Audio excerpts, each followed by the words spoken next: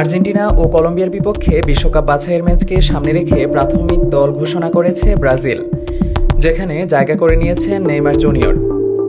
তাতে দীর্ঘ ১৬ মাস পর জাতীয় দলে ফিরছেন তিনি।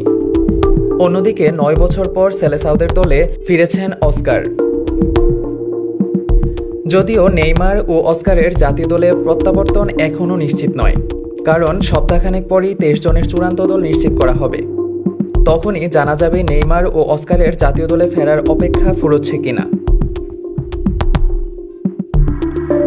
শনিবার বিশ্বকাপ বাছাইয়ে আর্জেন্টিনা ও কলম্বিয়ার বিপক্ষে ম্যাচকে সামনে রেখে ৫২ সদস্যের দল ঘোষণা করেছেন কোচ দরিভাল। ২০২৩ সালে অক্টোবরে উরুগুয়ের বিপক্ষে বিশ্বকাপ বাছাইয়ের ম্যাচে ইনজুরিতে পড়ে ছিটকে যাওয়ার পর প্রাথমিক এ দলে ডাক পেয়েছেন নেইমার।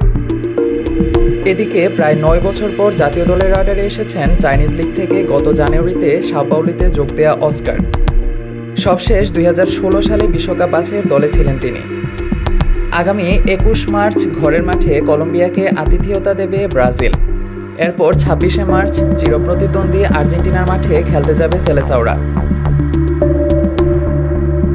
১২ ম্যাচে ১৯ পয়েন্ট নিয়ে কনমেবল অঞ্চলের বিশ্বকাপ বাছাইয়ে ১০ দলের মধ্যে ৫-এ অবস্থান করছে ব্রাজিল।